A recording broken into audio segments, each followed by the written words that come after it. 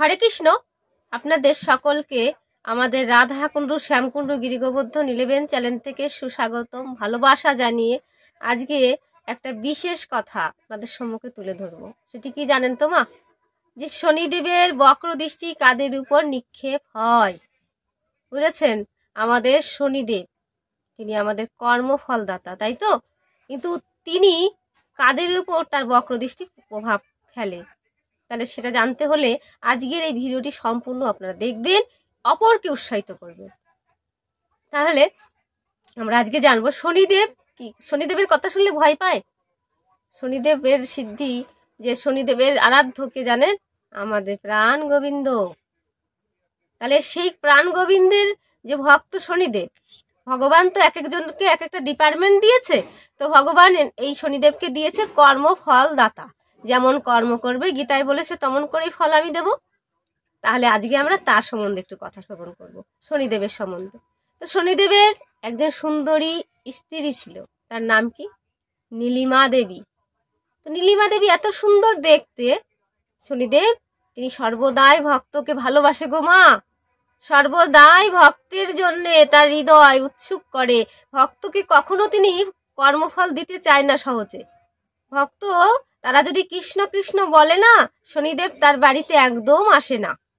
হ্যাঁ, তো সেই ভক্ত যারা কৃষ্ণ কথা বলে, কৃষ্ণ ভক্ত, তাদের উপর তো একদম যমরাজও আসতে পারে না। হ্যাঁ, আর যমরাজ আর শনিদেব কি হয়? দুই ভাই। তাহলে বোঝা যায়। তাহলে সেই শনিদেব এতটাই ভক্তের জন্য সর্বদাই নিজেকে সবসময় লাগিয়ে থাকে ভক্তের কৃপার জন্যে। এবার তার স্ত্রী নীলিমা দেবী দেখছে, এ মা, আমি এত অপরূপা সুন্দরী, কিন্তু আমার স্বামী কখনো আমার উপর একটু তাকিয়েও দেখে না, আমার উপর সময় দেয় না। তাহলে আজকে আমি শনিদেবের সাথে কথা বলবো। যখন শনিদেব এসেছে, আজকেও দেখছেন না, তখন শনিদেবকে বলছে, হে পতিদেব, আপনাকে আমি বলছি, আপনি আমার উপর কখনো তাকালেনই না, আমার উপর সময়ই দিলেন না। তাহলে আমি আপনাকে কি বলছি জানেন? আজকে অভিশাপ করছি কি জানেন? যে আজকে আমার উপর যে আমার স্বামী যাদের জন্য তাকায় না, ভক্তদের জন্য, হ্যাঁ, সেই ভক্তের এই শনিদেব যার উপর তাকাবে, সেই ভক্ত একেবারে বক্র দৃষ্টিতে শেষ হয়ে যাবে। শনিদেবের এই ক্রিয়া সেখান থেকে শুরু হয়ে গেল, যে শনিদেব যার উপরে তাকাবে তার তার সর্বনাশ, তাই তো? কিন্তু এই যে কথাটা যখন নীলিমা দেবী বলে ফেললো শনিদেব, তখন বলছে, হে নীলিমা, তুমি কি বললে? এই অভিশাপ তুমি এক্ষুনি ফিরিয়ে নাও। তো নীলিমা দেবী বলল যে আমি যেটা বলেছি এটা তো আর কখনো কাটানো যাবে না, কিন্তু তার একটা উপায় আছে। সে কি?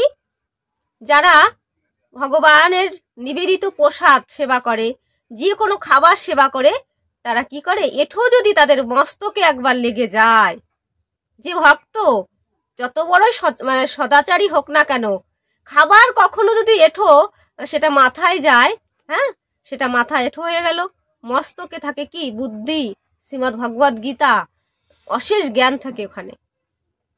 তাহলে সেখানে কি হলো? শনির বক্র দৃষ্টি পড়ে গেল। কখন আপনারা চরণামৃত, গোবিন্দের সেবা, গোবিন্দের নিবেদিত, গোবিন্দের চরণ সেবা করার অর্থ হচ্ছে, সে নাম হচ্ছে চরণামৃত। সেই চরণামৃত সেবা করে যদি আপনারা মাথায় নেন, তাহলে হবে? তাহলে হবে না। তাহলে আপনারা যেটাই করেন না কেন, কখনো এঠো যেন আপনাদের মাথায় লাগে না। তাদের উপরেই কিন্তু আমাদের নীলিমা দেবী বললো, একমাত্র তাদেরই তোমার বক্র দৃষ্টি হবে। তাহলে বোঝা গেল মা? অবশ্যই আপনারা এঠো কখনো মাথায় কখনো যেন কোনোভাবে লাগে না।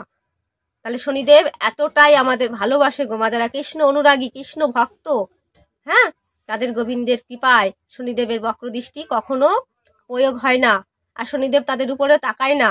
কিন্তু যারা অপরিষ্কার থাকে, এঠো কাঠা মানে না, তাদের উপরেই বক্র দৃষ্টি প্রয়োগ করে। তাহলে মা, আজকে আপনারা জানলেন শনিদেবের কৃপায় যে শনিদেব আমাদের কর্মফল দাতা, তিনি আমাদের এতটাই ভালোবাসে যারা গোবিন্দের অনুরাগী। তাই সদা সর্বদা সবসময় বড় ঠাকুরের স্মরণে থাকবেন, রাধারানীর কৃপায় ভালো থাকবেন। হরে কৃষ্ণ। আর আমার পাশে থাকবেন।